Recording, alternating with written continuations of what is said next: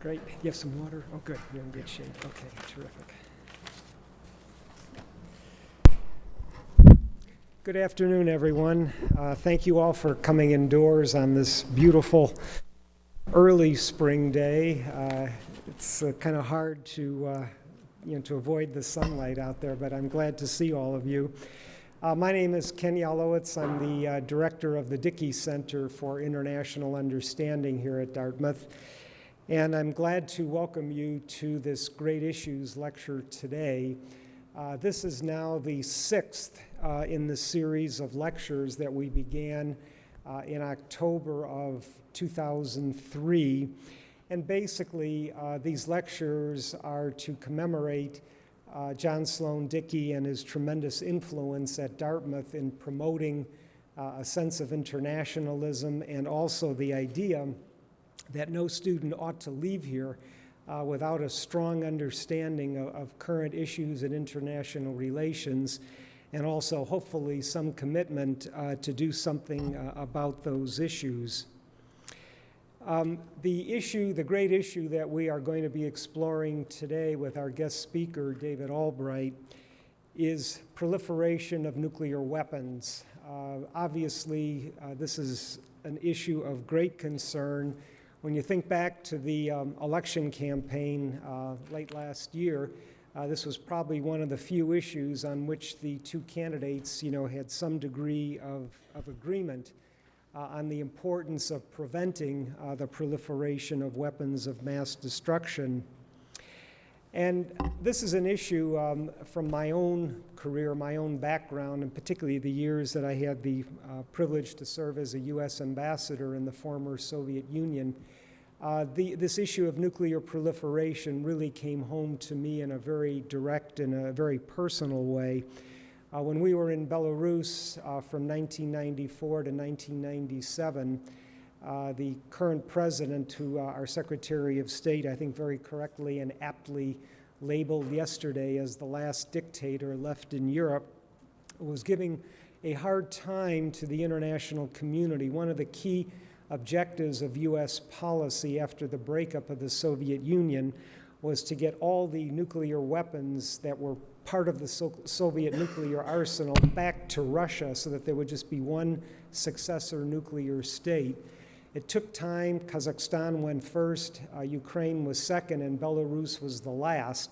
And that was probably my most satisfying day in Belarus, when after about 2 years of the Russians and ourselves and others cajoling Lukashenko, that finally he agreed, and I stood right next to the Russian defense minister when he gave the order to the engineer on the train, to take the missiles away, and it was really a wonderful feeling knowing that those missiles, were headed back to Russia, and that the possibility of Mr. Lukashenko even having his tiny finger on them, would not occur.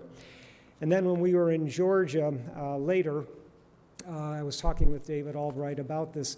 Almost every day it seemed that we were getting reports about missing materials, fissile materials, things that could be used in dirty bombs that were associated with institutes, research institutes, hospitals, factories in Georgia. And there were constantly reports about bad people getting a hold of these things. So as I say, in a very direct way, it came home to me that the end of the Cold War certainly did not mean the end of the threat of nuclear proliferation. And as we've seen, in those years and even more recently with Pakistan and India obtaining nuclear weapons, and now the subject of today, North Korea, Iran, and then of course also Iraq. And then finally, the threat from international terrorists of obtaining a nuclear weapon and detonating this. So the whole issue of the control of nuclear weapons today is very, very high on the agenda. And I'm delighted that we were able today, and I wanted to thank Jorg Menzel, who's with us here. Jorg is a nuclear physicist retired from the U.S. government who was instrumental in helping us invite David Albright and bringing him here, and I wanted to recognize, Jorg's contributions. But David Albright is a physicist He is president of the Institute for Science and International Security in Washington. He directs the project work of the Institute, heads its fundraising efforts, and chairs its board of directors. In addition, he regularly publishes and conducts scientific research. He's written numerous assessments on secret nuclear weapons programs throughout the world. He's published in many of the most prominent technical and policy journals, including Science, Scientific American, the Bulletin of the Atomic Scientist, Arms Control Today, the Washington Quarterly, and others. He's published op-eds in Newsday, the New York Times, and the Washington Post. He's written books including the groundbreaking work, World Inventory of Plutonium and Highly Enriched Uranium in 1992, and that book was expanded and republished in 1997.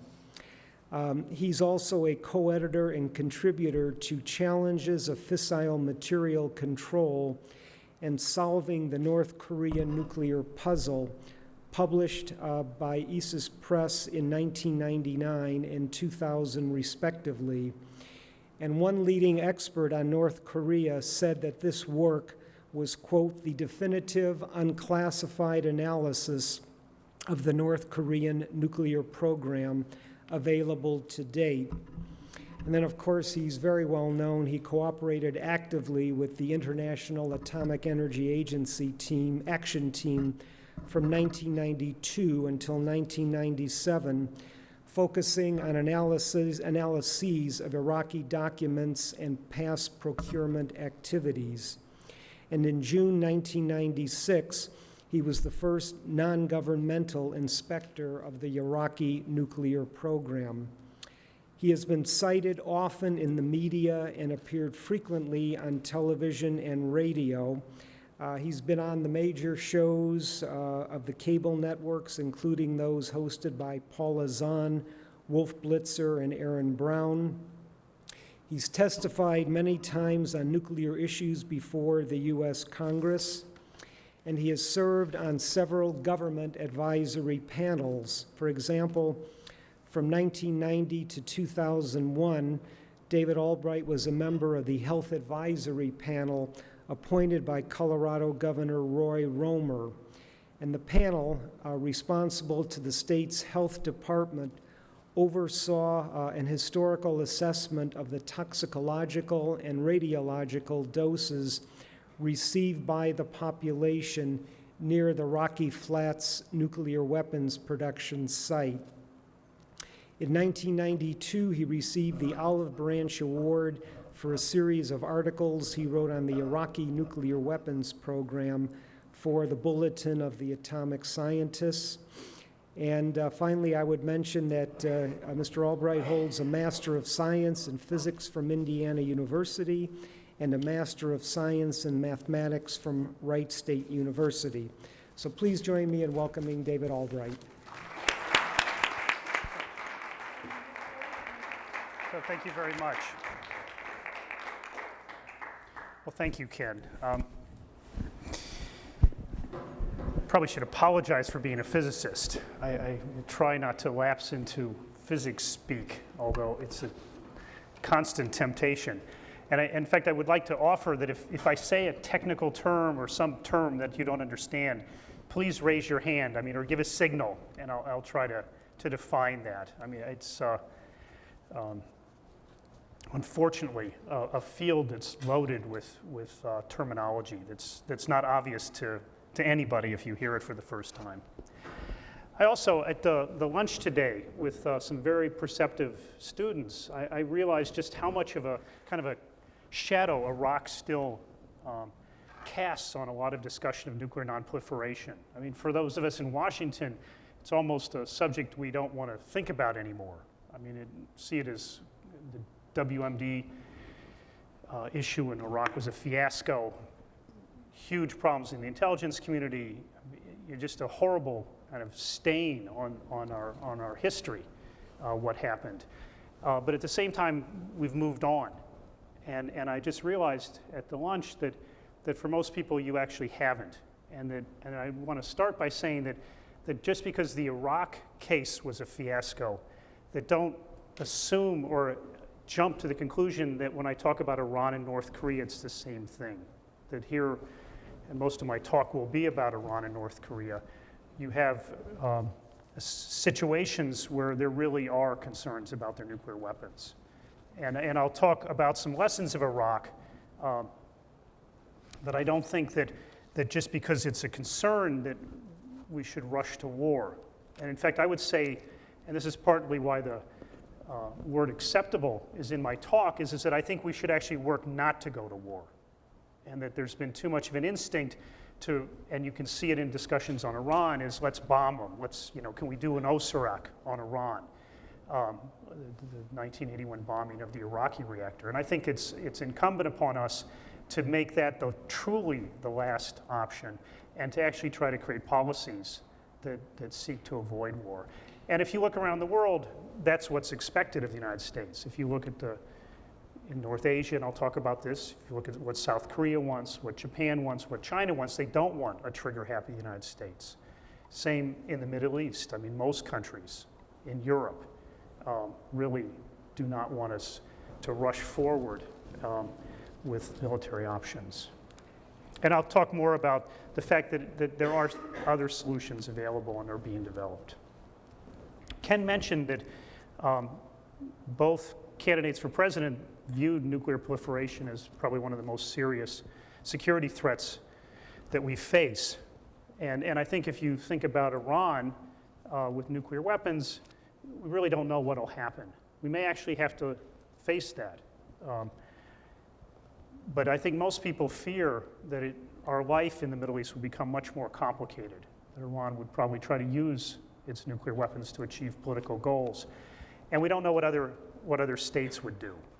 With Israel having nuclear weapons and it being kind of an irritant to the Arab states, having Iran go nuclear may just be too much. And you may see a kind of a cascading effect through the Middle East and Syria, Egypt, Algeria.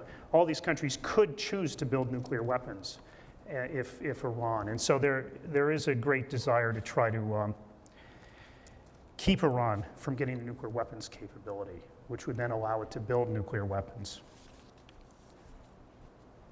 In the case of North Korea, I mean, we have to admit they have nuclear weapons. I mean, we don't know the quality, we don't know how many, but if you listen to them, they say they have a lot. And even in private meetings, they say they have a lot. And so we have a situation where we're going to see what happens. But the signs so far are not very comforting. You have Japan, which is becoming more militarized. It's talking about defense structures and almost offensive military structures for the first time since the war. It's been more assertive. And the situation is, on the political level, is not going very well because the six-party talks of the nations in the region plus the United States are not taking place. They're on hold and no one's come up with a formula to make them restart. And so you have a situation which the North Koreans characterize as time is on their side, or on the North Korean side, that they'll wait it out, and during that time they plan to increase their nuclear weapons capabilities in terms of actual deployed nuclear weapons. And we don't know the status of what they've done, but the concern is that we'll reach a point where North Korea will be a nuclear-armed state, and other states will start to make decisions about what to do, and we may not like that. And in fact, if I can go back to Japan, I mean, Japan recently, in its development of a new foreign policy, sort of where it actually is looking out and saying North Korea could drop a nuclear weapon on us, on a no-dong missile. And they certainly, the only state that's ever suffered that before. And I don't think they're going to react by saying, we will remain pacifists. So we don't know quite what they're going to do. But you do see that I think Japan is going to become more assertive, and you worry that in that, China is going to react very badly. And I think you can start seeing some of those signs already. And also, if I come back to home, an issue that plagues us all is whether terrorists could get nuclear weapons. and would then choose to use them here. And I don't think it's inevitable that they would use them. I mean, there's a lot of study going on now of if Al-Qaeda seeks nuclear weapons, would it, as is commonly portrayed, immediately seek to use it against us? And I think that there's some hesitation in going too far in that direction. I mean, it may actually be a situation developed where Al-Qaeda could start thinking like a state, could start thinking of using nuclear weapons to threaten, to blackmail, to cajole, to create a political agenda. I mean, we had to spend a lot of time looking at Al-Qaeda related documents that were seized or found in Kabul after the fall of the Taliban. And one of the things that struck me was how they do think of themselves seizing a state. In a lot of this literature, it was the idea of grab Central Asia and take over Pakistan's nuclear arsenal. And they, in the literature, they often thought of there was going to be a huge war between what they would call the Crusaders and the Jews against the Muslim world, and that they felt that without nuclear weapons they would be at a severe disadvantage. And so a priority was to acquire those to defend their homeland. And so I think we shouldn't immediately jump to the conclusion that if they get them, they'll attack us. But they could, and if they did get them and take control of a state, if Pakistan, for example, fell, and the Musharraf government collapsed and a fundamentalist regime took over, I mean, it could be a much more scary world. And this idea the Bush administration had of states passing nuclear weapons to terrorists could actually come true. And so I think I'm not going to spend much time talking about that. It kind of creates a chill over all these discussions of nuclear proliferation.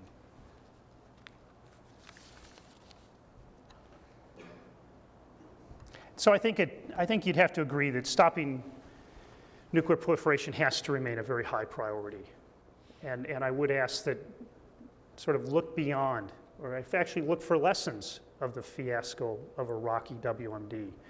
And I'd say one of the first lessons is that you have to be skeptical of government claims, and that you should have the right, let me put it that way, although there is really no right to information, but you should be able to get the information so that you can decide if these claims about nuclear proliferation actually hold up. And that, and then I think it should be very important that our government create policies that seek to avoid war, and that not be the first instinct is to construct a military option to try to solve this problem.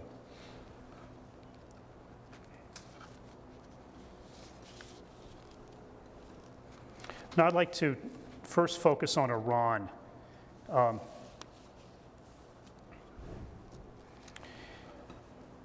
I think I mentioned that Iran does not have nuclear weapons. We're really, in the case of Iran, talking about a country that is trying to put together what we would call a nuclear weapons capability.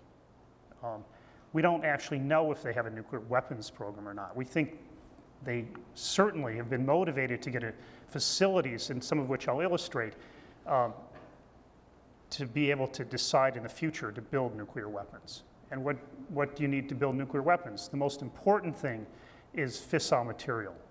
And what that is in this case is separated plutonium or highly enriched uranium. That's for these crude first generation weapons, that's really the most important part of a nuclear weapon. It's not easy to build the nuclear weapon itself.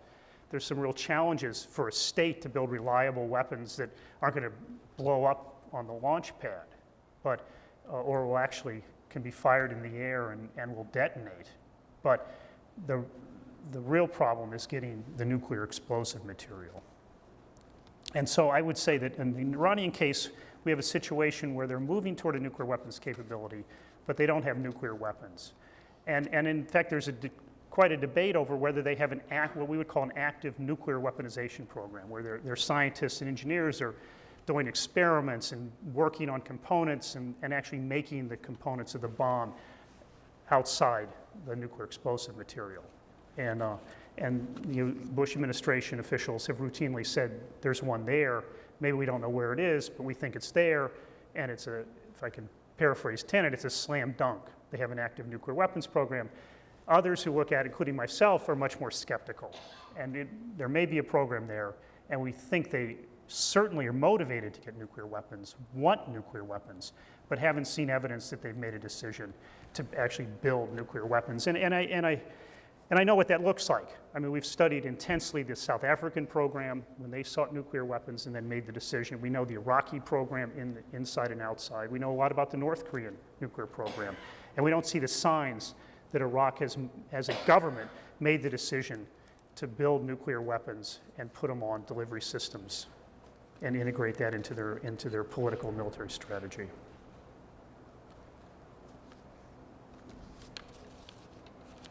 Another important debate about Iran is how close are they to actually being able to build a nuclear weapon? And again, if you listen to a lot of the debate, I don't know if you watch Fox Channel, you'd think that if they don't have them now, they could have them tomorrow.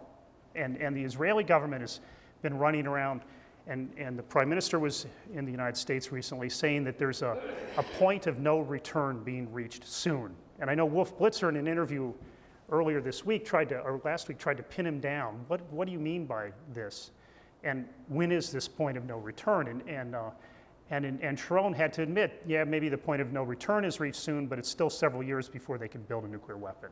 And what we think Sharon means is that there are technical problems that the Iranians are going to have to overcome in their nuclear programs in order to get a nuclear weapons capability, and that they can overcome those problems within 6 months, a year, if they move forward on their nuclear program.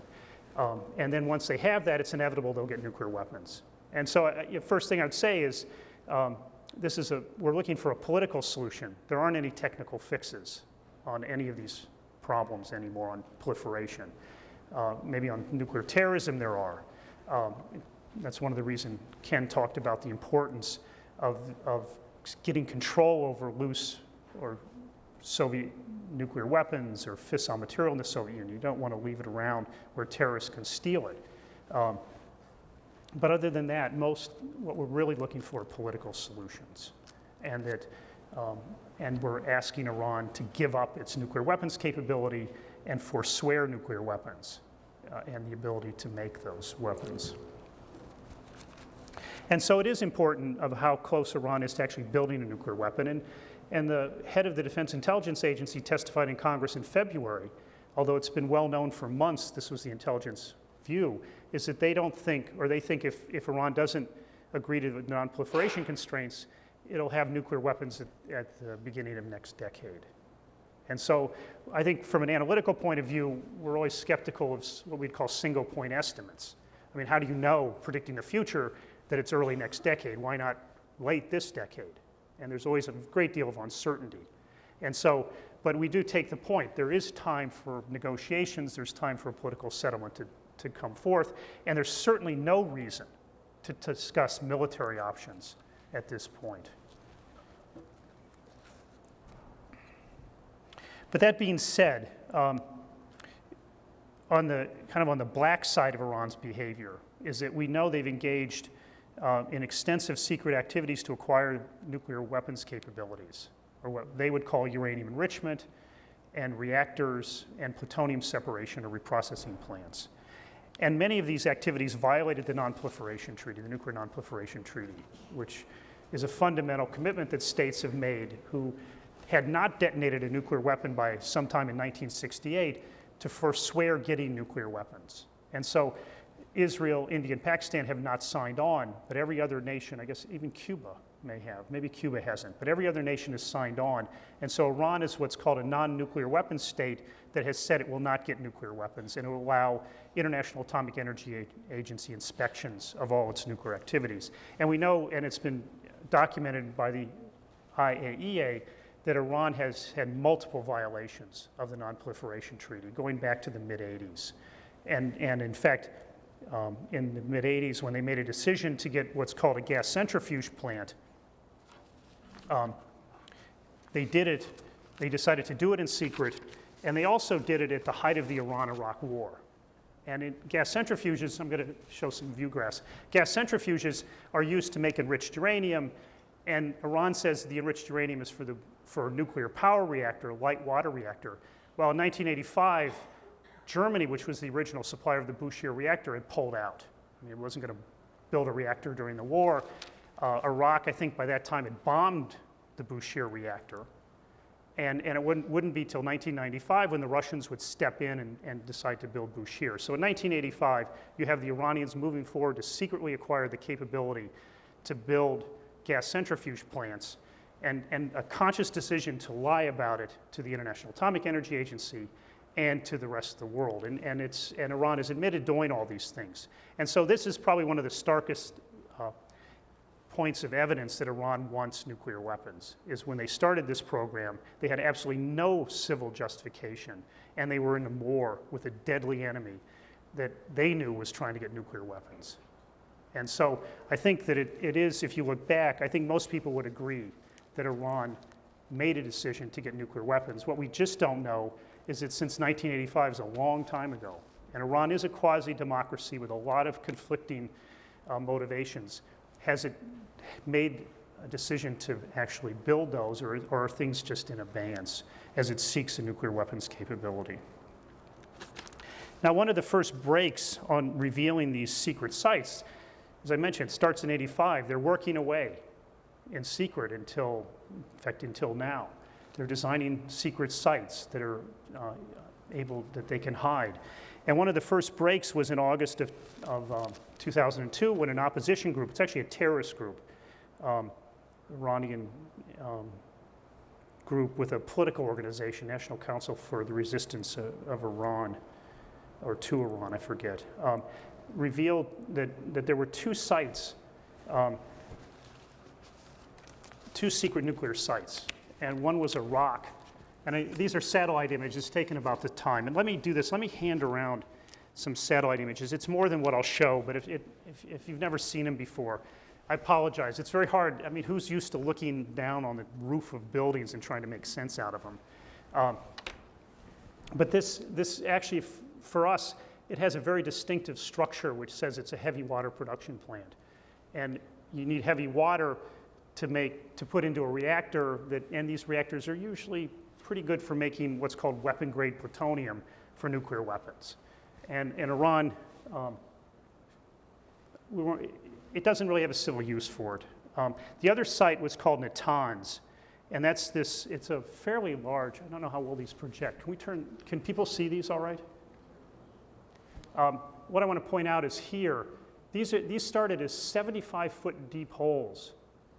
And by September of '02, they'd actually put in most of the structure, huge concrete walls. It's obviously designed to withstand an aerial attack, and in fact, we think it's designed to withstand ground attack too. And it'll hold gas centrifuges. And these buildings would be designed to hold about 50,000. So it's actually a huge program. And when Iran says we're building this plant to provide low enriched uranium for the Bouchier reactor, they actually mean it. The problem is, long before they would get to that capability, they'd have enough centrifuges to make highly enriched uranium for nuclear weapons. I mean, for a nuclear weapons program, they would need a couple thousand operating to make enough highly enriched uranium for one bomb a year. And they could convert the centrifuges at any time. And this is the dilemma with Iran, is, all right, maybe they don't have a bomb program now, but tomorrow, 3 days from now, or a year from now, they could say, oh, okay, we need the bomb. And then they could convert these facilities almost that day to making highly enriched uranium for nuclear weapons. And I'll talk a lot about the Europeans. That to them was enough to motivate them, when you combine it with a history of cheating, to say, look, Iran, you've got to give these things up. But it is a sacrifice. These are very large facilities. And they have a little pilot centrifuge plant with in this case, it's about 100 centrifuges, or 200 that are sitting in that building. I think it's that one. So they're being asked a lot. Here's a closer view of that. I should have shown this before. You can see the structure. I mean, they're starting to cover it with dirt. They're bringing, and here's one. It's a controlled building in a place where you'd put uranium and feed it into the cascade or take it out. You can see sort of some of the underlying structure.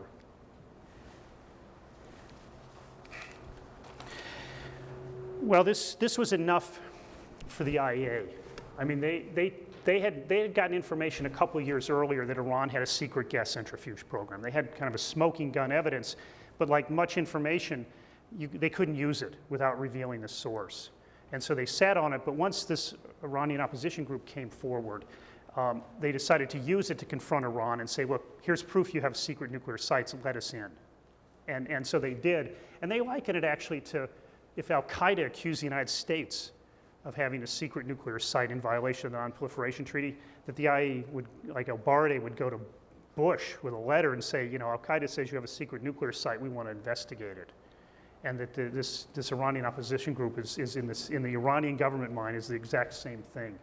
So it was quite a brave thing to do, and it led to Iran slowly having to agree to talk about these sites. And it was a tough struggle. I mean, they didn't want to do it. They kept postponing the meeting that was going to happen between the senior Iranian leadership and Albright, the head of the IAEA. In fact, we had to step in. We released these satellite images because we heard that, let's say in December of 2002, Iran had said no again to the IAEA. They'd say, okay, sorry, we'll meet, but we can't do it now, and they kept postponing it. And I want to make a point about Iran with this, that you can embarrass Iran into activity or into an action. I mean, you can shape their behavior. And we calculated that if we release these photos of Natanz and we say it's a gas centrifuge program, the Iranian opposition didn't actually know what they were. They knew they were nuclear sites. They thought it was what's called a fuel fabrication plant.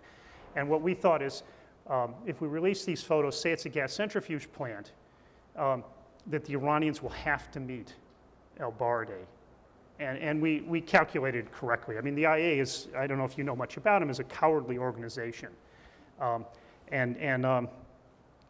They called us frantically. We got a call from Albright's office, you know, please don't do this, because we told them we were going to do it. And we decided that we did it with CNN, actually, and then released them. And then it worked out. I mean, and then they thanked us. But their sense was that if we did this, Iran may say no forever. And our sense was no, they'll be embarrassed.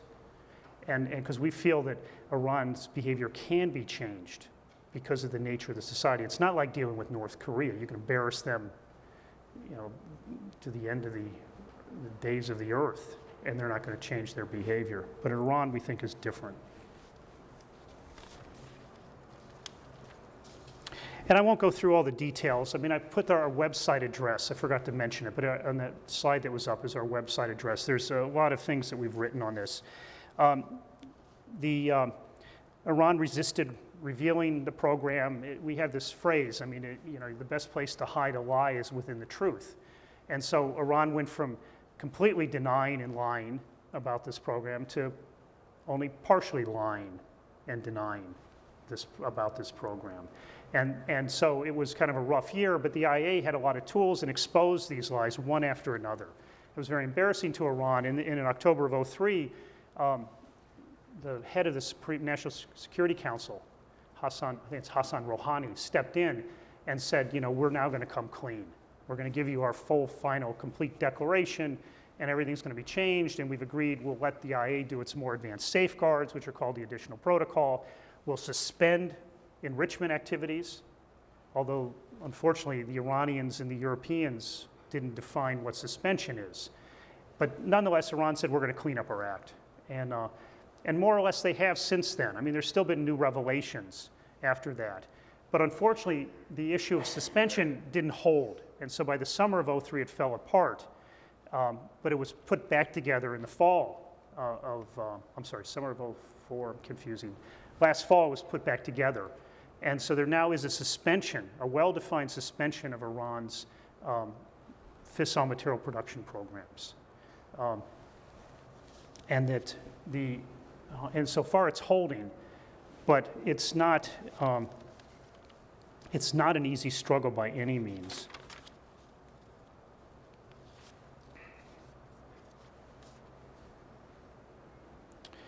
And there's quite a debate over what this permanent suspension should be. Yes?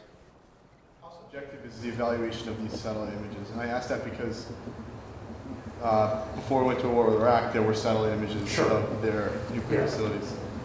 Well, we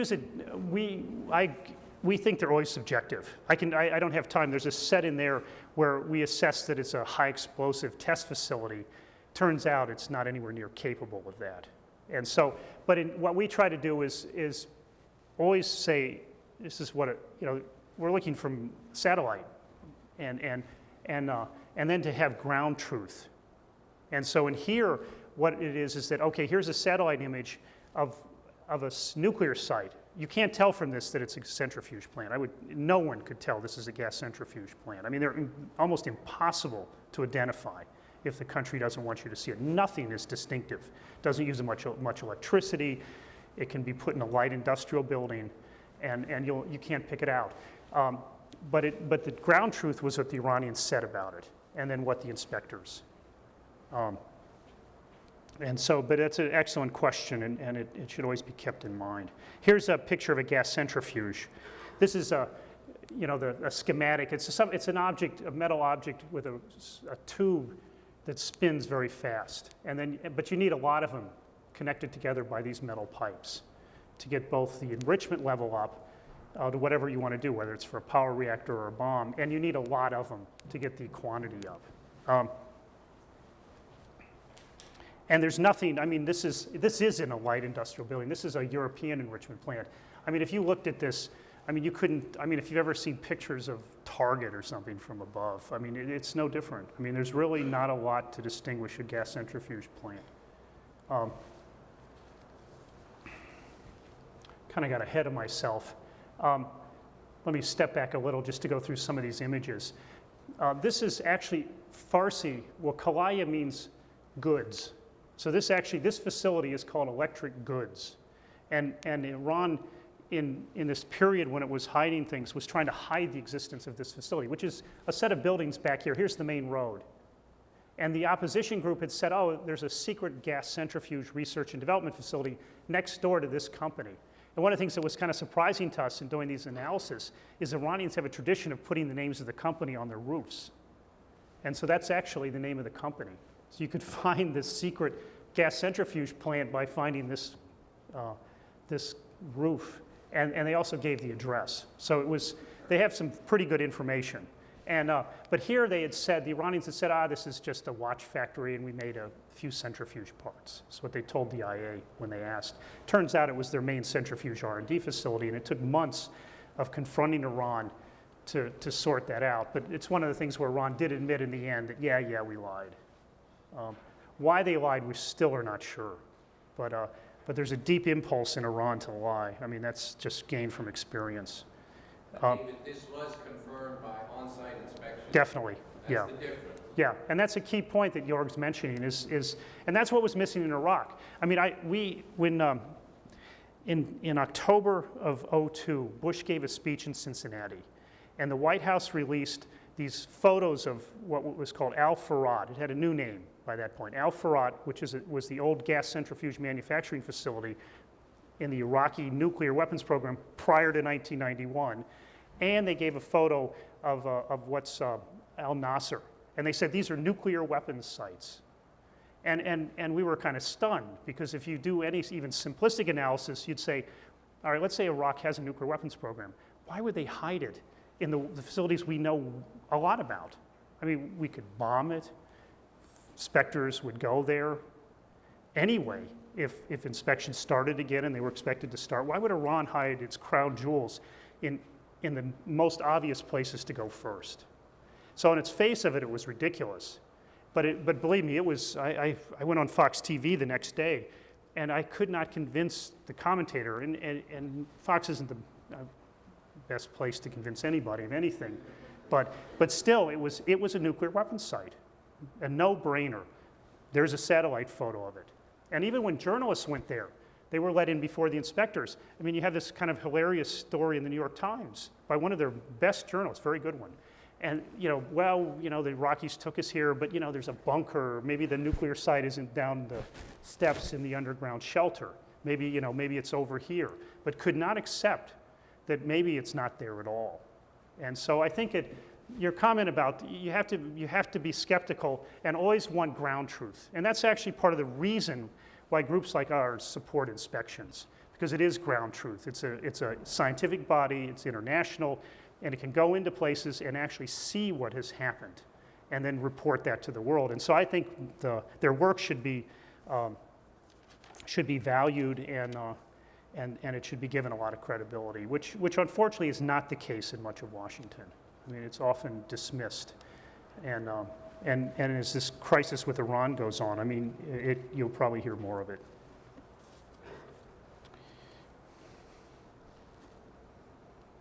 Here's a picture of Natanz. This was 2002. Here's closer to now. I mean, these buildings are now covered up. There's actually gun emplacements around it now. Here's the pilot plant. Here's a close-up of the pilot plant. I mean, there's not much to see. I mean, I'm used to seeing gas centrifuge buildings with white roofs. So my first reaction was, oh my God, this is a gas centrifuge plant. But others thought it was a reactor, believe it or not. I mean, it's because if you have a heavy water plant, you think, oh, reactor, got to go into a heavy water reactor. And so we had 2 photo analysts, long time experience in the U.S. government doing intelligence analysis. They were retired. And they came back. In fact, actually, one from a foreign country, one from the United States. They came back and said it's a reactor. And we knew, our sense was, no, it's not a reactor. I mean, not this building per se, but this whole complex. We didn't think it was a reactor, but it gets to this issue of interpreting satellite photos is very subjective. And they were being driven by the fact that there was a heavy water production plant. If I go back, let me see where to go.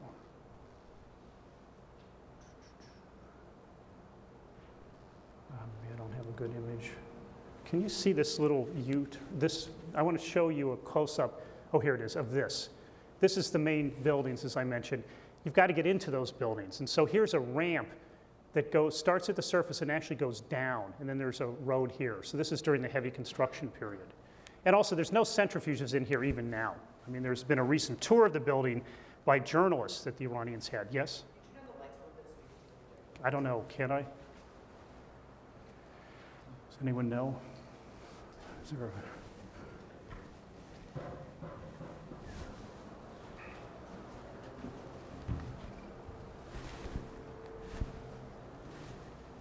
Is that better? Well, let me jump ahead, and then I have to close on Iran. This is just the same thing. This is a little thing I showed you. Here it's a little further along. And then here's how it ended up. These are the ones. And this is a recent photo taken from the surface. And these buildings are here. This is a long building, and this is just some kind of, I don't know what's going on here. But I want to draw your attention to this one. This is now, if you're inside this building and you look up, that's what you see. So they actually were pretty heavily disguising the purpose of this facility, and even going to the extent of disguising where there would be an underground entrance into the facility. And if you look from space, that's a pretty innocuous looking building. So obviously, if you've got satellite imagery, you can see all this taking place, and then in the back of your mind wondering, what the hell are the Iranians thinking of? That they could keep this from being spotted. And so it is kind of but some countries just don't understand what satellite imagery can actually do. And it also may harken back to a time when Iran really was planning to build these things in complete secrecy, and thought it could, maybe the US would know that it's got an underground site there, but it wouldn't know its purpose. And it would be wondering, is this a missile site, a secret conventional weapons site, or is it a nuclear site? So they may have gone that way. How does your group gain access to these photographs? We buy them.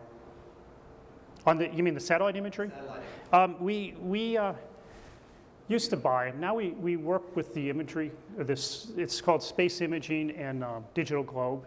We often get them for free now because I mean, all these have gotten very wide media attention, and so. They're private companies. Yeah, they sell these. These are commercial satellite imagery, so you can buy them. I mean, anyone can buy them. And a lot of them aren't that expensive anymore. We used to have to pay about $2,000 an image. Now with this arrangement, we rarely pay anything. But it's a wonderful tool. I mean, but you have to be careful. And we know people that would come out. In fact, I had a fight at Fox one day. The last time I was on. They had some guy come in and say, here's Natanz, my God, it's heavily protected, it's filled with centrifuges, and they're building nuclear weapons today in that site. And it was complete nonsense. There's nothing in that image that would tell you that it's operational. And so you do have to, it's a dangerous, what it is, a little bit of knowledge is dangerous. I think it proves it. And so you do have to be very cautious. Let me jump ahead. And so again, the point of that is the EU has asked Iran to stop, basically give up the Natanz facility, give up its centrifuge program. It's also asked Iran not to build what's growing here, which is a heavy water reactor. This is the heavy water production plant. Iran wants to build a heavy water reactor next door and has started the building the foundation. And it was asked by the EU and what's called the Board of Governors of the International Atomic Energy Agency not to do that, but it's gone ahead. And this is one of the tensions in the suspension is that while Iran has agreed it won't separate plutonium, it won't enrich uranium, it won't build centrifuges, it's continuing to build the infrastructure that would allow them to put these programs in place. The heavy water production plant active? Yes, yeah. I don't know if I have pictures of it here. I don't think so. No, it's in that pack. You'll see some, I think, some photos of the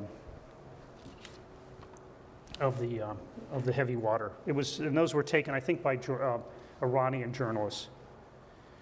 Now, EU is actually has engaged in what's called negotiations on the long-term arrangements for the Iranian program. And the idea is they want to say, look, you give up these capabilities, you can build light water reactors. We may even help you build more light water reactors.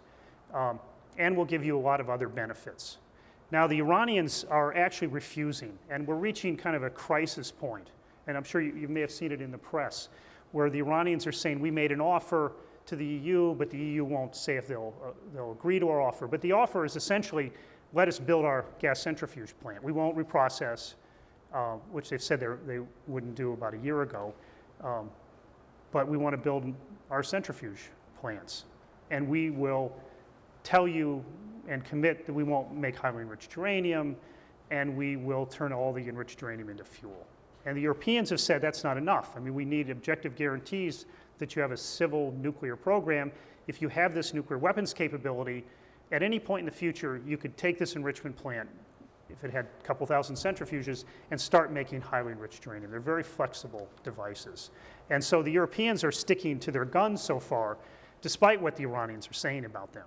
They're talking about, well, they're giving in, they want to do this, but in fact, they're not so far. But there's going to be an important meeting at the end of April where this could end badly, and this whole suspension deal may fall apart. And if it doesn't, but if the EU and Iran get through that point, then after the elections of the Iranian president, it's not clear it's going to hold.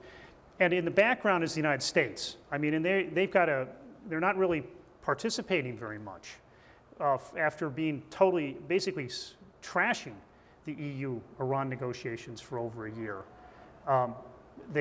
Bush, during or right after his visit to Europe recently, he said, we support the EU negotiations, and we're even willing to offer some incentives to Iran. I mean, they're not very significant to the Iranians, but it's from my point of view, a step in the right direction. But it's still not enough. I mean, what does Iran want from the United States? It wants a promise that it's not going to be bombed. It wants a promise that U.S. policy isn't regime change. And so far, the Bush administration cannot make up its mind. Is it regime change as our policy, or do we want to try to get a deal on the nuclear question and other questions? But in that, we're not going to demand regime change. And so it's sort of this traditional problem in the Bush administration that the various factions can't make up their mind about what exactly is U.S. policy on Iran. And so we're still waiting, but I'm a little more hopeful that Bush may not have the stomach for more confrontation. But I do know some others do. But if the suspension doesn't hold, and I would probably predict that it won't hold, if for no other reason Iran wants to see what happens. But the agreement between the EU and Iran and the United States right now is that it will go to Security Council. and that there would be some political motions passed condemning Iran, and then there would start to be some Iraq-type resolutions. You can't have these nuclear weapons capabilities. This would be a Security Council. And we want more intrusive inspections. And then it's, the Europeans have said down the road, then we may agree to economic sanctions if Iran doesn't change its policy. But I think in all cases, the Europeans have said they don't want any military options. They just don't make sense. But we'll see what happens, and I think Iran may want to play this out and just see if the international community collapses. Okay. I'm going over, and I want to leave lots of time for questions. Let me quickly talk about North Korea, but I'll cut that short. And I think what I'll do is just, again, I don't know what you know about the agreed framework that was negotiated by the Clinton administration, and it didn't work, and North Korea threw out the inspectors in 2002 and started up its nuclear facilities. And one of which was this, what's called the 5 megawatt electric reactor at Yongbyon, which is their main nuclear site. And it makes plutonium for nuclear weapons. I mean, that's really the purpose of it. Yeah, here's the reactor. Here's where they would store the irradiated fuel. And so for many years, there was 8,000 fuel rods stored here. And once this deal fell apart, North Korea moved to reprocess and separate the plutonium from all those rods. And that's the basis of the claims that maybe we don't know how many nuclear weapons North Korea had before. Did it have 1, 2, none? But now we know they probably have some nuclear weapons. And it's based on the fact that they could take this material and run it through what they call a radiochemical laboratory, but it's hard to see here, but it's a very large plutonium separation plant.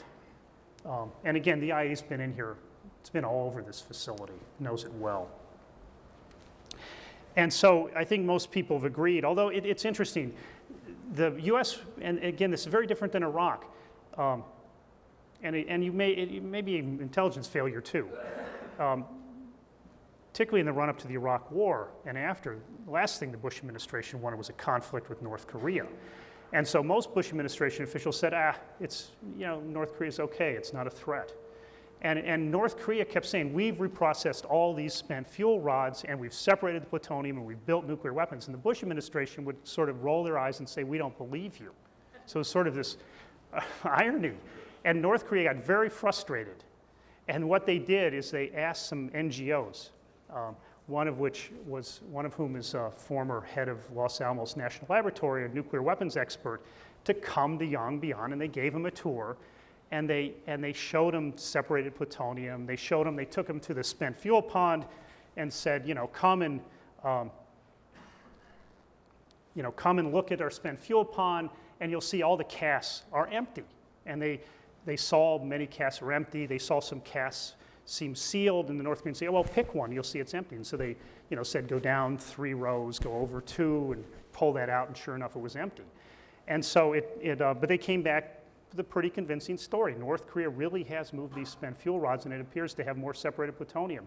And that shifted the intelligence community overnight to going from, well, we don't think they've separated any plutonium, to where you'll suddenly see assessments, well, maybe they have now enough plutonium for 8 nuclear weapons.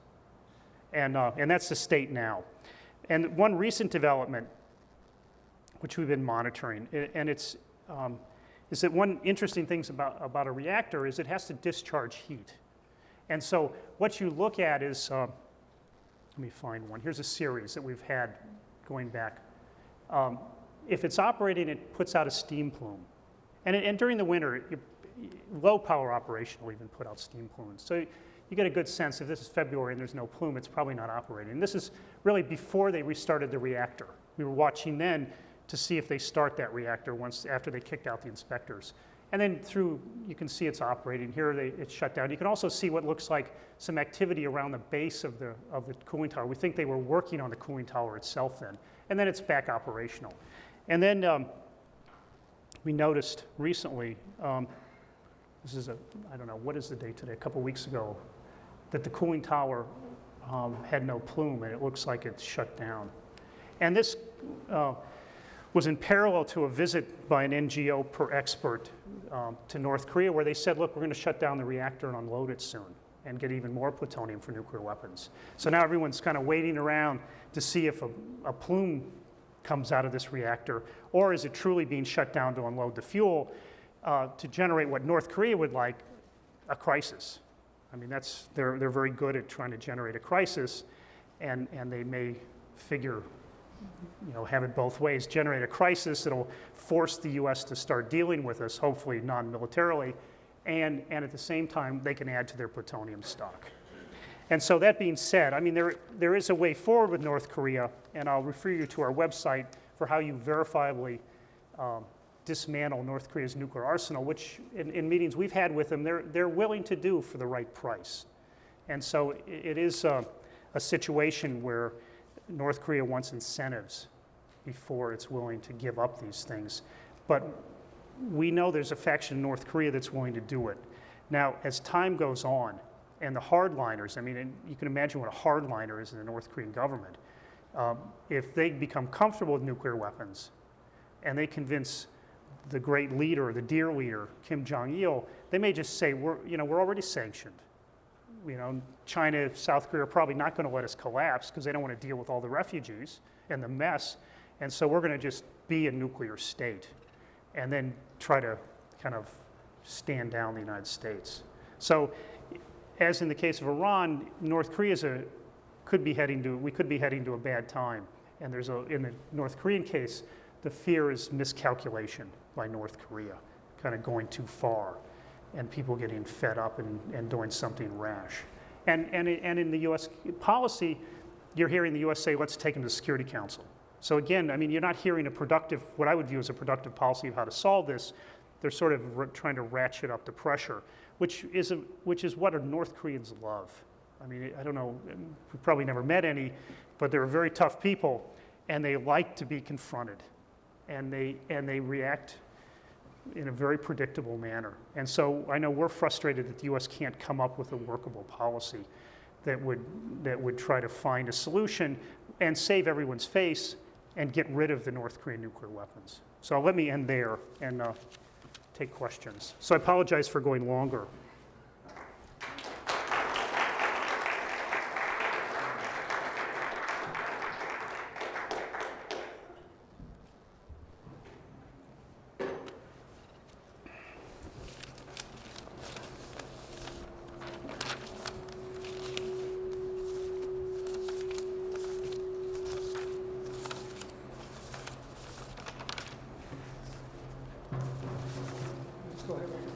Oh, do you want to do it? I just want to clarify something you said earlier. Do you think the United States action in Iraq prevented them from properly monitoring North Korea, or is it something that was kind of inevitable that would have to be away? Monitoring North Korea? Well, like dealing with the situation. I think they just didn't want to deal with it. I mean, they just didn't want another international crisis, so they wanted it. In fact, we saw that on Iran too. I mean, when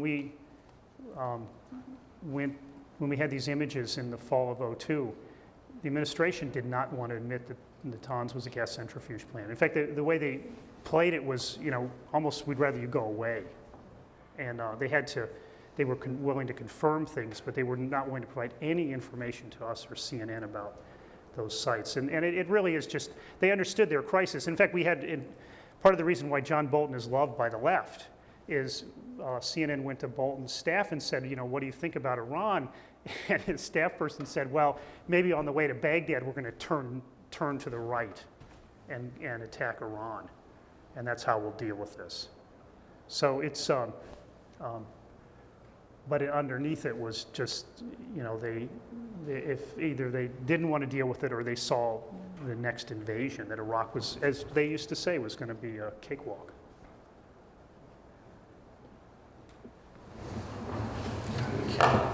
You talked about. He answers, you're taking the questions, right? Yeah. Okay. So look at him. You talked about North Korea being able to be bought for the right price, right? I use words to something like that, yeah. So, do you think that, paying a large sum to North Korea, even if that large sum is nothing compared to the cost of actually going to nuclear, do you think that would encourage other states that might not have current nuclear aspirations to start thinking about programs to look at the same thing? No. I mean, there's always been this buy-off in non-proliferation. I mean, even if you look at the NPT, you give up the right to nuclear weapons, but you then get the right to all nuclear technology and even assistance from the supplier states. I mean, that's one of the things that's grating Iran, is they thought they had the right to everything. And people are saying, no, I'm sorry, some things fine, others not. And so there's always been this. And it's, the idea is preventing war, getting peace, reducing conflict, more transparency is worth paying for. And so you don't want to reward cheating. I mean, that's a serious issue with North Korea. You don't want people who just cheat on the non-proliferation treaty to get rewards. But at the same time, you want to construct a way that balances reducing the risk and increasing U.S. security or regional security in exchange for a cost. And when I say buy North Korea, it's actually a little more complicated. They are deeply threatened, very paranoid people. I mean, I've had to sit through many harangues about how we're going to attack them with nuclear weapons. And we just sit there and scratch our head. But they can give, quote, senators, administration officials, the day they said it, almost the time of day they said it, to build this case that we're going to be attacked by the U.S. with nuclear weapons. And so you do have to find a way to convince them that they won't be attacked. And so they do need some security guarantees. And that's part of the process. Part of the weakness in the U.S. approach is they say, okay, North Korea, immediately disarm. Get rid of your nuclear weapons, and you'll get all kinds of rewards, just like Libya did. It got tremendous amount of rewards by giving up its WMD from the United States. I mean, if you look at this whole case, did Libya, was Gaddafi involved in trying to kill the leader of Saudi Arabia, which looks like he was. That's not stopping the U.S. warming up to Libya and stopping sanctions and doing all kinds of things and paying the price. So, but in North Korea, you do need time. They totally mistrust us. And the U.S. approach, they're demanding too much too quickly. And there needs to be a period of confidence building. And so the whole process of disarmament needs to be stretched out. So you would support something More gradual. to start? No, what would be like stop certain activities, declare what you've got, let it go over a period of a year where we develop confidence that they're telling the truth. I mean, they lie compulsively. And so we need time to verify it. And they need time to sort of see some rewards and develop trust that we're not just trying to, as they put it, unilaterally disarm them and leave them vulnerable to a U.S. nuclear strike. So it's a very strange world. And I would encourage you, read the literature put out by KCNA and try to understand it. There is a logic to it. I mean, it took me as a scientist. I mean, they used to talk to the IA this way. And I had to go through lots of cables to Blix, who was head of the IA then, that we had obtained. And all this rhetoric was in there. The great leader, 10,000 American imperialists cannot defeat one North Korean. I'm exaggerating a bit, but that's the way they talk. And but underneath it, there's a clear logic, and you can start seeing what they want and making some sense out of it. And one of the things they want is faith that we're not going to attack them. Yeah, I'd like to ask about the question of clear logic in Iran, too. You mentioned that they lie, and clear lie. Well, it looked like us lying might be logic from their point of view in terms of internal politics, what the street is. Sure, no, they defend their lying, yes. So that, do you have a sense as to what the street in Iran? Oh, well, the street in Iran just wants. What's the status of this kind of project Yeah. for an ordinary range? Oh, huge. I mean, they just want nuclear weapons. I mean, they couldn't care that they've signed the non-proliferation treaty. I'm not sure they know what it is. But there's a lot of confusion. I mean, they see Bashir and nuclear weapons all sort of together, because there's been some public opinion polls done. But they want it. They see it as a big status item. And the lying is justified as the U.S. would have stopped us. They'll bomb us. I mean, it's the lying of the weak. And I think, in our calculation, the Iranian program didn't go that fast in the 90s. One of the reasons we think it went into some kind of, just not abeyance, but wasn't a crash program, was because they understood Iraq was under control. And that was their number one enemy and what they worry about. It's not Israel. I mean, they really don't fear a regime change from Israel or threaten their existence threatened from a unilateral or a preemptive strike from Israel. But they did fear their existence being threatened by Iraq. But if the inspections were there, sanctions, I mean, they didn't worry about it as much. But now they do fear the United States. And if the United States doesn't change its policy and being willing to offer Iran some security guarantees, Iran has to do a lot to get those, but just offer them something. I don't think anyone feels that this EU-Iran process, even the Europeans don't feel optimistic about the EU-Iran process. Do I understand you correctly that what you're saying is one of the spin-offs of the invasion of Iraq by the United States is an accelerated Iranian program? Is a need? I think of motivation. I don't know how, again, they deny it all, but I think I think they fear the United States, and they feel they'll be stronger with nuclear weapons, and they're not anywhere near there yet. So they don't want this enrichment program or the reactor program to be stopped before they've gotten there. And then maybe they'll never build nuclear weapons. I mean, that's one of the things that makes the Iran situation more complicated is, maybe they really will just build Natanz to enrich uranium. In fact, they may never succeed. I mean, they are having problems. I didn't have a chance to talk about the Khan network, but in '85, they started their centrifuge program. They didn't get very far. In 1987, Khan offered them direct centrifuge assistance, centrifuge design, sample centrifuges, and then they got their centrifuge program really started. And then they continued to get assistance from the Khan network. But the centrifuge they're building isn't a very good one. Khan had stolen it in the Netherlands, and he stole the design of an old Dutch centrifuge that the Dutch no longer wanted to build. And they went to a more advanced one for Urenco. And Libya, North Korea, Khan also stole the more advanced one, and Libya and North Korea are actually building these more advanced. In Pakistan terminology, it's called the P2. It's actually a German centrifuge that works like a charm. And was some of those machines, these are all machines from the late 60s, early 70s. I know when I was interviewing German centrifuge people in the early 90s, some of the machines they'd built and started in the 70s were still running, which is unprecedented for centrifuges. And yet the P1 is not a very good one, and Iran may fail building it at the level of tens of thousands. And that's, in fact, I didn't talk about this, but one of the reasons the IA thinks maybe there's a P2 program in Iran is because those who got help from Khan inevitably went from P1 to P2. And Iran denies it. I just want to ask very quickly on these facilities that you showed, were any of those ones that the Russians helped? Not in Iran. We don't know. I mean, well, the Iraq one, we're not sure. I mean, we haven't tried to look into it too much. It could have, it looks European. I mean, it looks like the Pakistani one, which was European, at least partially, and Chinese, but we're just not sure. And Iran, this is one of the ironies of the NPT.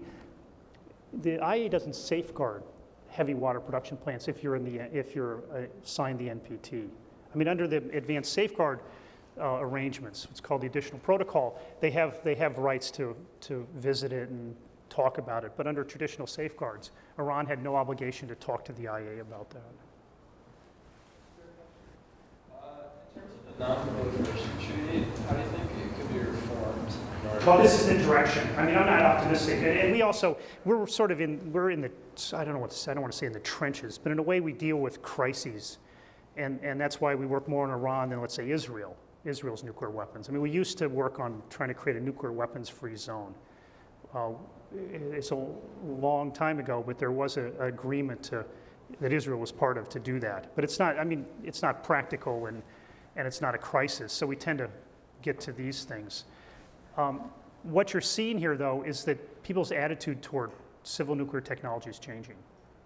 when the NPT was created in the late 60s, all nuclear technology was fine. Enrichment plants, reprocessing plants, you know, you sign it, say you won't get nuclear weapons, accept safeguards, you can have it all. But now there's a sense, well, maybe some of it's just too dangerous. It's too close to having nuclear weapons.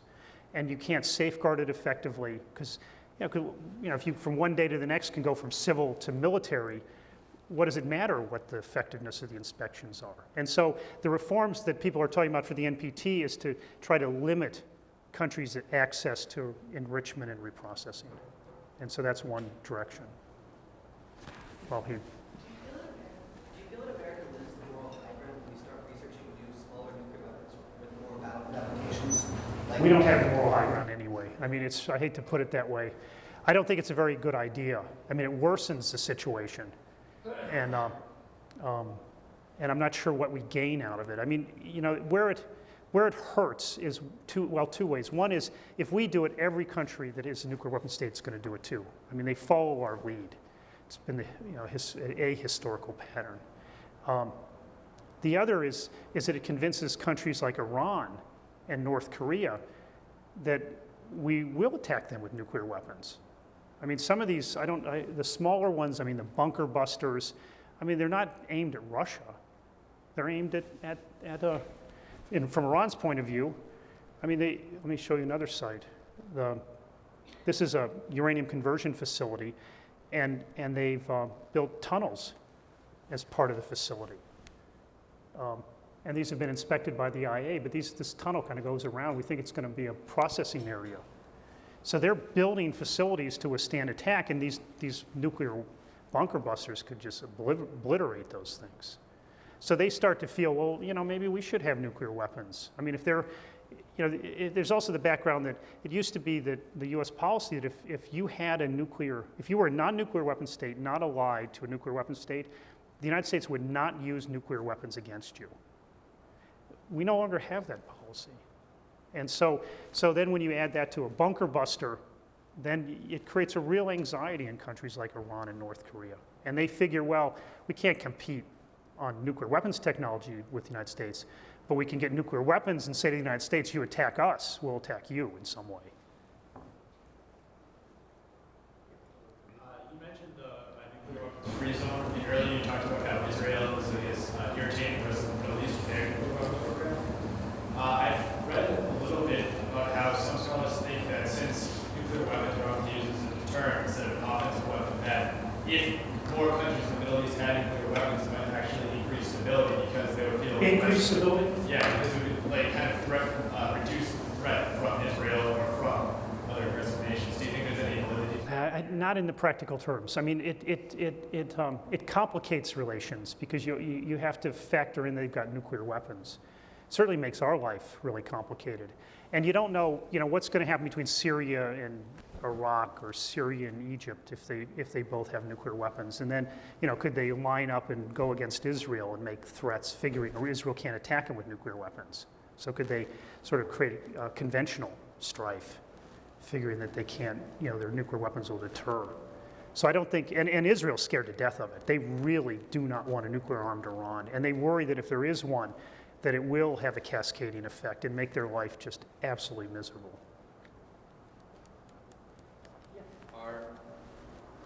You just follow up that question, and I'm saying is that a person who spent the whole career on non-proliferation, if you now look at India and Pakistan for the first time working systematically on the Kashmir problem, can that be used, or could that be used by some? Sure, it's justification. Yeah, no, it could. I mean, it's ironic. Yeah. No, and I'm not willing to say it's a stable deterrent between India and Pakistan. We'll see. And Very dangerous. but I think the Middle East with so many actors that it's really hard. But I'll tell you, I mean, let's say Iran gets nuclear weapons. I mean, you can't. I mean, they may. Again, we stopped doing this after Iraq. I mean, what if Ken's efforts didn't work so well, and that Belarus nuclear weapon got diverted on the way back to Moscow, and it's now sitting in Iran? I mean, there's many reports that Iran's bought nuclear weapons. When we've chased them down, they tend to be scams, or, you know, where, I know of one case where Iran paid somebody a lot of money for what it thought was going to be a nuclear weapon, and it turned out it wasn't. And, but let's say they have them, and they detonate one right at a particular moment. They're going to detonate it to basically not only kill any EU-Iran deal, but to lock in their point of view and gain benefit. They'll calculate it out. But what if they did, and they were confronted with a nuclear-armed Iran? I mean, nobody, even Israel, doesn't talk about really invading Iran. I mean, it's not like Iraq was under Saddam. And so we may have to face the day when Iran has nuclear weapons, and there's nobody willing to go through a military invasion. And given how they've, you know, built tunnels and the places, these are all, you know, different, totally different parts of the country. Here's a site we're not even sure of that they leveled, may have been a nuclear site.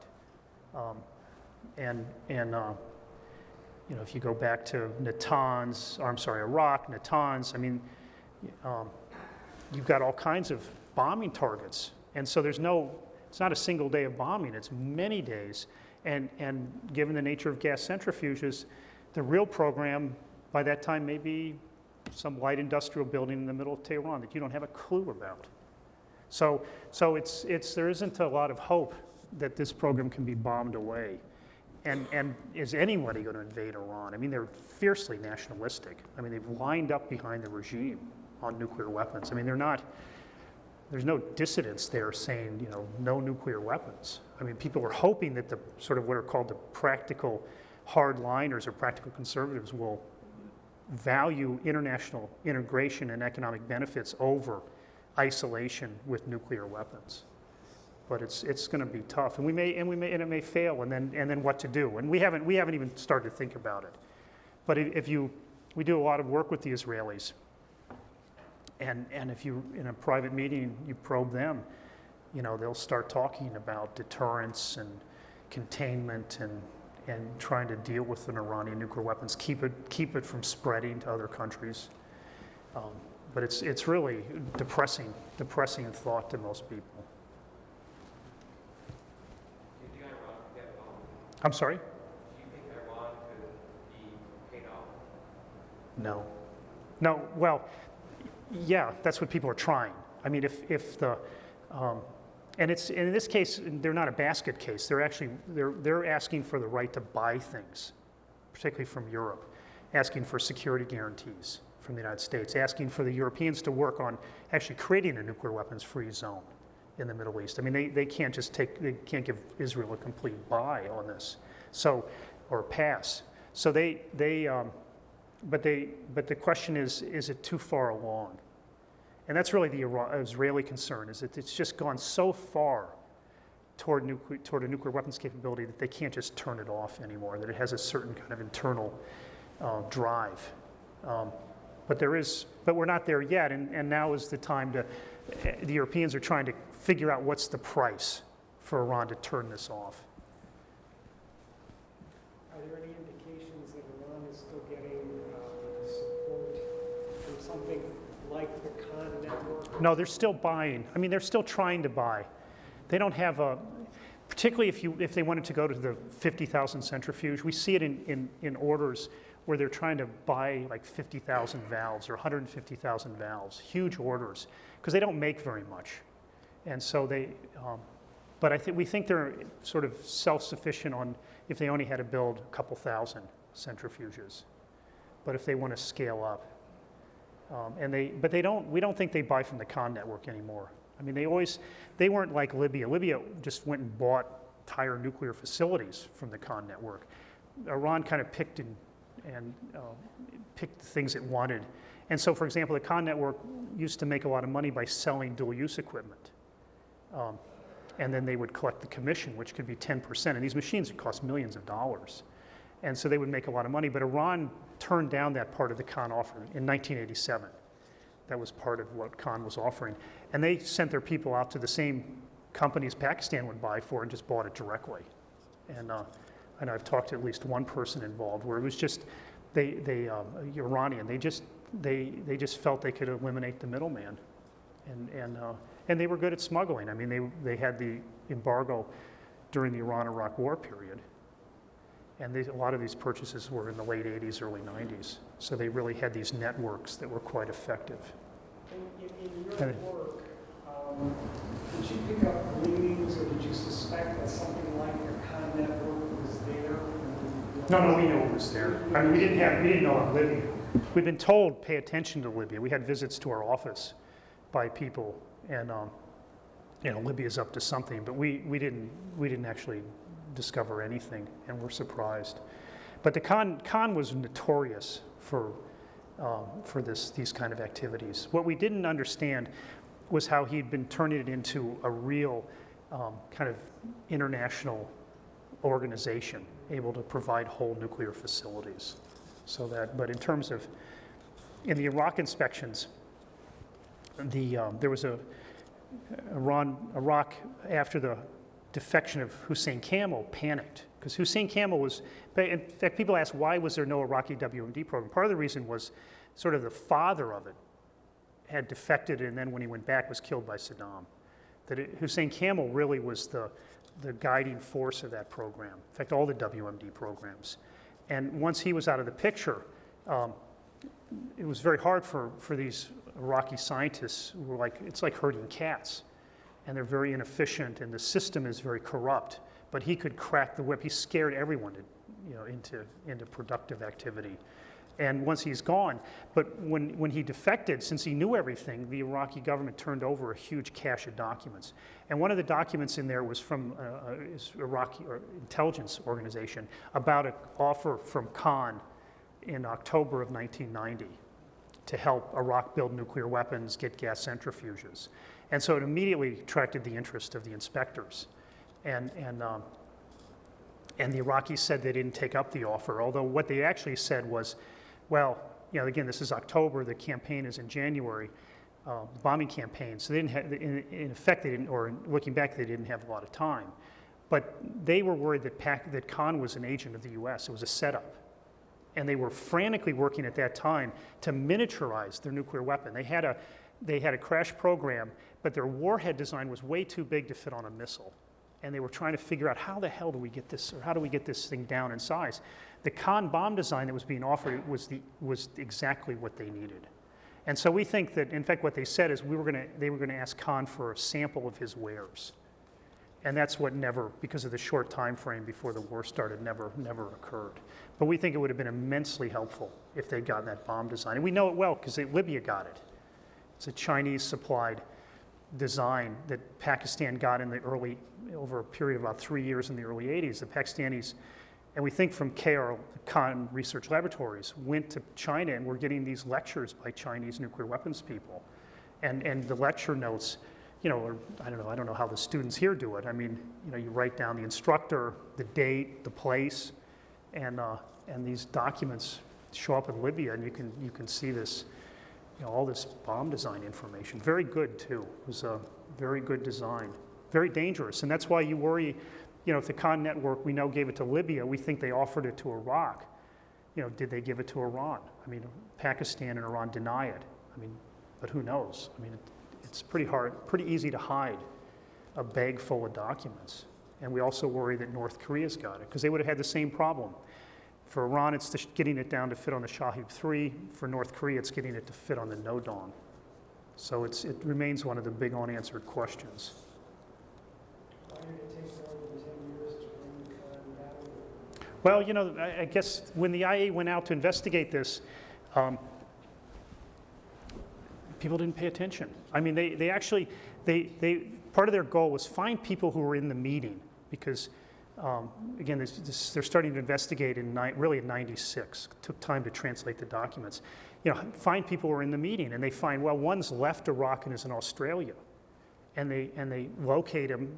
He's there under a temporary visa, and the Australian government isn't very helpful. They say, well, he could leave, and so we're not going to put pressure on him. And so he certainly isn't going to volunteer, talk to the agency investigator. And then the U.S. had little interest. I mean, it was kind of surprising. And then, at one point, the documents were leaked in '97. Someone leaked them to Newsweek, or '98, and Pakistan went berserk, denied it all. Our people would never do that. Khan is an honorable citizen. And so anytime in that, anytime someone brought it up that this would happen, Pakistan was vehement in denying it and defending Khan. So even though there was evidence growing and people understood this was happening, the U.S. government really wasn't willing to fall on its sword to confront Khan until much later. Jorg, did you work on this at all? It's a sorry tale, actually. Do you think it really matters, whether they have these miniaturized nuclear weapons plans if, what we've seen so far, North Korea's missiles don't seem to be very reliable in the first place. I was in a lecture for Ben Valentino one time, and he said, why don't they just put it on a small little fishing boat, drive it to San Francisco Harbor? Why would they trust that reliable? Well, it's really, I don't think they would put it on an intercontinental ballistic missile. I mean, I'm not sure they could build one, but for threatening Japan, the no-dong is very useful. And so I think in the North Korean mind, they don't actually want to use these weapons, but they want to, in the business, it's called create a credible deterrent, where your enemy thinks that you've got it. And so if it turns out North Korea got the Khan documents, then Japan will have to assume that they could be nuked by a no-dong. And then when North Korea makes threats, then it'll be credible. So it's a bit of a game. I mean, the South Africans were masters at it. I mean, they claim they never would have used nuclear weapons, but they did everything they could to make their weapons deliverable. And in their nuclear war strategy, which again was we will never use nuclear weapons, they would go up to the point of threatening to use them on the battlefield. Again, this is, I don't know what you know about South Africa, but in South Africa, they really did worry about Soviet-supported troops in the frontline states. There were 50,000 Cuban troops. And they thought it could get really nasty, and the nuclear weapons would be their way to, in their mind, force the United States and Britain to help them. And so since they wouldn't use them, you'd ask the question, well, then you just detonate it underground. And they said, no, we have to make sure that it's credible, and so they built the bomb, and they, if they detonated it, it would have been from a delivery system, and then they wanted the capability to deliver it on the battlefield. So it's just the crazy way countries think about nuclear weapons. Thank you very much. Okay, sure, thank you.